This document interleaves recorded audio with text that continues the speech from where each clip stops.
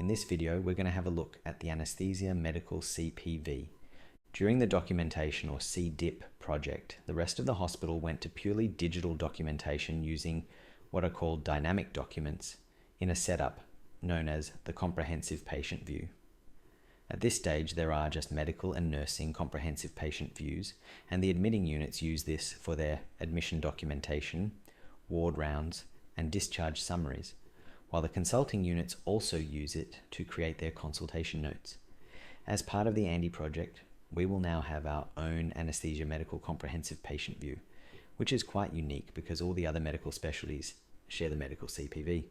Once we have navigated to the patient's file, you can select the Anesthesia Medical CPV, and this will open up the Comprehensive Patient View with a few different views. We have a pre-anesthesia view, a post-operative view, a pain view, and quick orders. Each view has a set of components. These components are configured in a standard way, but the order they appear can be altered by dragging them up and down the list. Components can also be removed or added by clicking the hamburger in the top right here.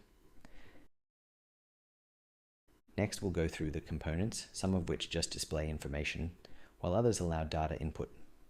When a screen is big enough, it's useful to push some of the components we use to input information to the side. This is called the contextual view and is activated by pushing this button. Now we can see this component on the right and the other components in the middle. There are a few components that can use the contextual view, so we'll move each of these across, and we'll use these to create our documentation. Once you've done this, it will remain this way the next time you open a patient file. The final part of the Comprehensive Patient View provides the ability to create notes. Each of these notes will draw upon information from the components within the Comprehensive Patient View to create the document. The notes that we have include the Anesthesia Outpatient Review, which will be used in APAC, the Anesthetic Preoperative Assessment, which will be used for the pre-anesthetic assessment on the day of surgery, an Anesthesia Inpatient Review, which is the off-the-floor assessment, and the Communication Note and the Peri-op Care Team Review Note, which will be used by those in the perioperative medical service, communicating with the surgical liaison nurses and surgical teams and the REDPAC clinic. So looking at the components in detail. From the top, we have access to the patient's goals of care and escalation plan if it is documented. During our pre-assessment clinic, we might want to document this ourselves, and we can complete a new form here. When the patient has a procedure booked, the details of that procedure will show up here under Plan Procedures. It is possible for patients to have more than one procedure booked. For example, they may be having a colonoscopy to investigate, and they may also be booked for colorectal surgery. We can indicate for which of these procedures we are seeing the patient when we are creating our note. The next component is called the problem list.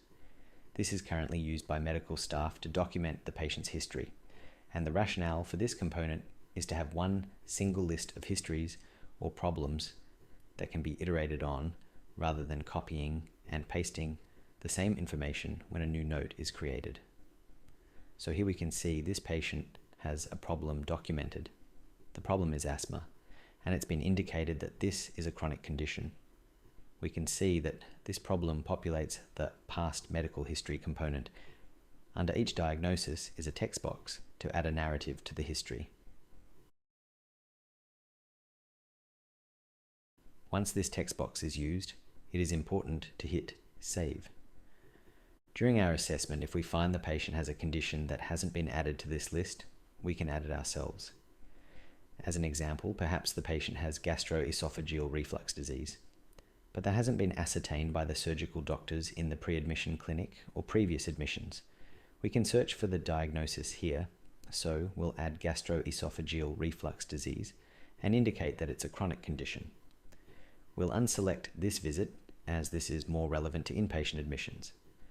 Once we've added a diagnosis, we need to update the fields, and the new diagnosis will populate the past medical history component. We can add some narrative and then hit Save. We might also find that the patients had previous surgical procedures. In this instance, an appendectomy has been indicated here, and this appears in the past medical history as well. In this view, we can review previous documents whilst also having our contextual components opened. We can see that this patient has had a consult note. Let's ignore that cardiac surgery saw the patient for a laparoscopic cholecystectomy. You can see the previous past medical history has been documented in the same way, but further down we see that there's an issue of previous episode of awareness. After exploring this more with the patient, we can add some more history with the procedure. If there are other notes to review, we can also see them by scrolling up and down when the Enables Continuous Scrolling feature is clicked.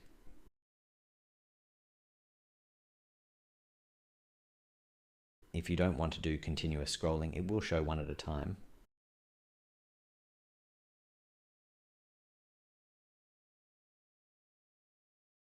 Where the patient's had a previous anaesthetic in our hospital since the go live, we can find the anaesthetic records here. Otherwise, they'll be in the scanned medical records. The patient's allergies will be documented here, and we can record new allergies if necessary. If at any time you navigate away from the CPV, you can use this button here to go back.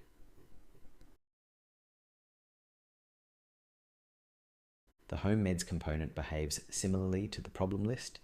If they've had an inpatient stay, this may well be completed by a pharmacist recently or by other medical staff. Clicking Meds History will open up a point where we can document the patient's home medications. Here we will add salbutamol inhaler.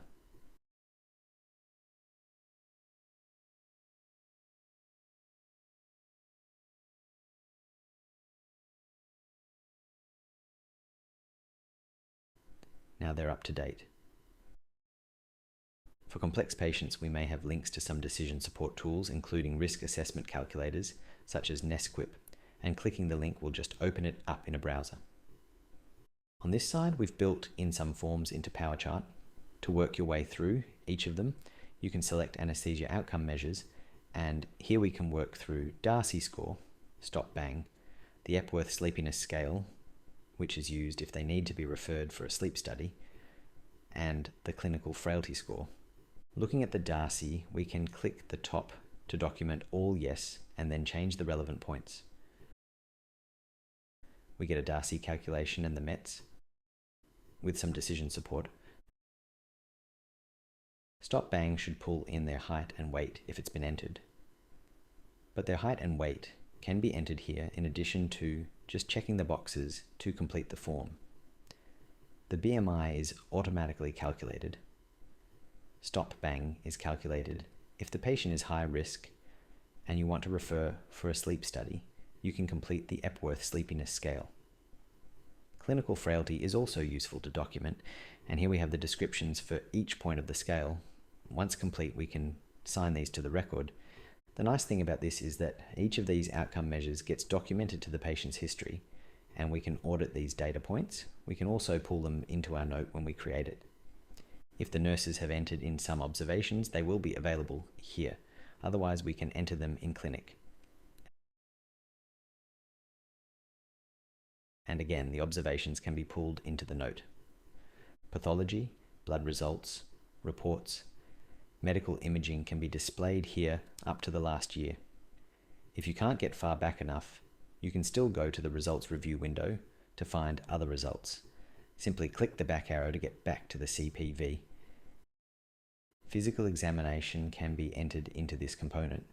In these text boxes, we can use auto text to complete documentation to which we have a standard approach. Here we can create our own phrases using a full stop and then the abbreviation created, and this will deploy the text that we define here.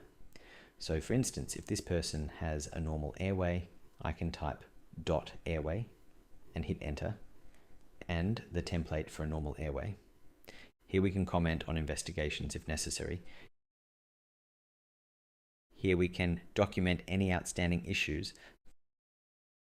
Finally, we can provide a narrative to the assessment.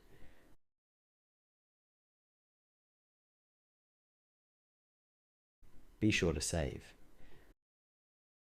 We've now worked through all the components of our pre-op assessment. and can create our note. Double-click to indicate the clinic format. Again, the booked procedure will be displayed here. Our past medical history has been pulled through. Social history, as documented by the surgical liaison nurse, has also been pulled through, as have home medications. Our assessment and test scores have pulled through, including the Darcy and Stop Bang. Our observations are pulled through, as has our assessment, outstanding issues, and our assessment plan. At the end of the document, we can indicate whether they're okay for TSC post, their post-op destination, and whether they are ready for care, and we can sign and submit. None of this needs to be changed, as this is an APAC outpatient review, so we can just sign the record. And here we can see a summary of the patient's review. That completes the demonstration of the anesthesia medical CPV, the components of the pre-anesthesia view, and how they can be used to generate an outpatient review note for APAC. Thanks for watching.